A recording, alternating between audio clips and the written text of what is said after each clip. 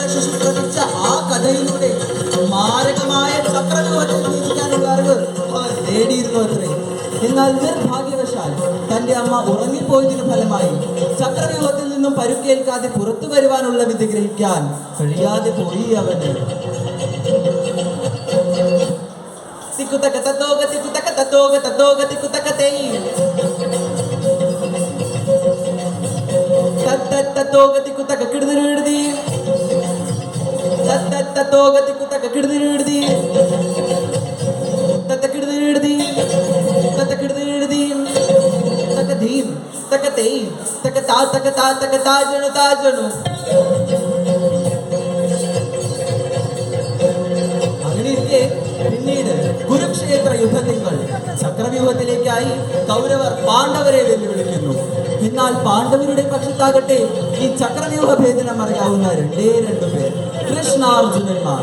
ഒരു വശത്താകട്ടെ ആയുധം തന്റെ കൈകൊണ്ട് തൊടില്ല എന്ന് പ്രതിജ്ഞ ചെയ്ത ശ്രീകൃഷ്ണനും, മറുവശത്താകട്ടെ മറ്റൊരു യുദ്ധത്തിലേർപ്പെട്ട അർജുനനും. ഈ അവസരത്തിൽ ധീരനായ അർജുനപുത്രൻ അഭിമന്യു അതിന് തയ്യാറാകുന്നു.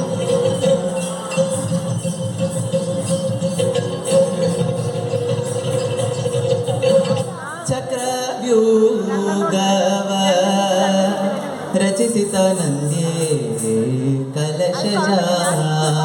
ಅಮ್ಮ ಅಮ್ಮ, ಮುದುರಿ ಪಾದಾರವಿಂದ కలిగినాను ವಂದಿಸ್ತು ಒಳ್ಳೆದಾಯಿದೆ. ಉಮಿಂದು ಮೇಲೆ ನನ್ನನ್ನು ಕಂಡಂತ ಸಮಯದಲ್ಲಿ ಆಶ್ಚರ್ಯವನ್ನಲ್ಲವೇ ತಾಯಿ, ಯಾವಾಗಲೂ ಬರೆಯುವುದು ಇದು ನಾನು ಬರಲಿಲ್ಲ. ಎದೆಯೆಲ್ಲ ಗಮನ ಕೈಯಲ್ಲಿ ನನ್ನ ಸರಗಳನ್ನು ಹಿಡಿದಿಂದ ಸಮಯದಲ್ಲಿ ನಿನ್ನ ಅರ್ಥವಾಗಿರಬಹುದು.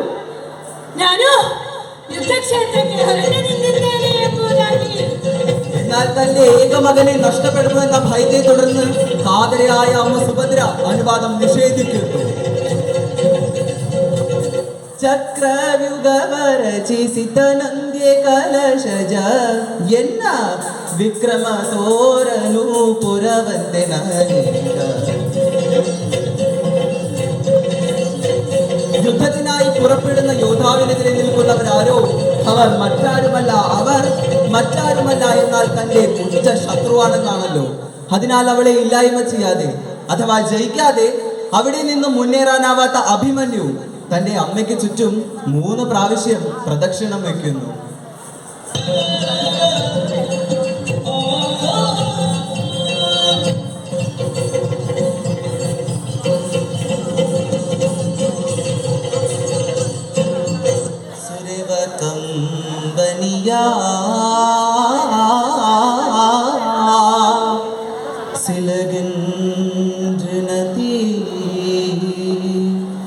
ಜನನಿಯ ಪಾದ ರಚಗಳು ಶಿರಡೋಲಾಂತ ಪಾರ್ಥನಂದನ ಪುರಟ ದೂರಗೆ.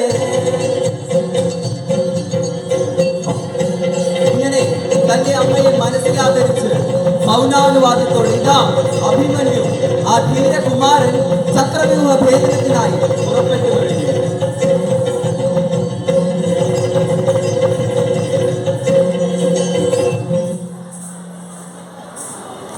ಅಮ್ಮನಿಂದ ಆಶೀರ್ವಾದ ಪಡೆದ ನೇರವಾಗಿ ನಾನು ಹೊರಟೆ. ಚಕ್ರವ್ಯೂಹವನ್ನು ಭೇದಿಸದೆ ಆದರೆ ಆ ದ್ರೋಣಾಚಾರ್ಯ ಮೋಸದಿಂದ ಹಿಂದಿನಿಂದ ನನ್ನ ಕೈಯಿಂದ ಆ ಕತ್ರಿಯ ಸುದಿಗೆ ಆ ಕರ್ಣನಲ್ಲಿ ಹೇಳಿದ್ದೆವು ಕೊಲೆಗೆ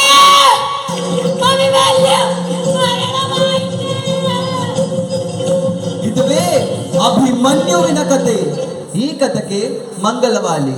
ಧನ್ಯವಾದ.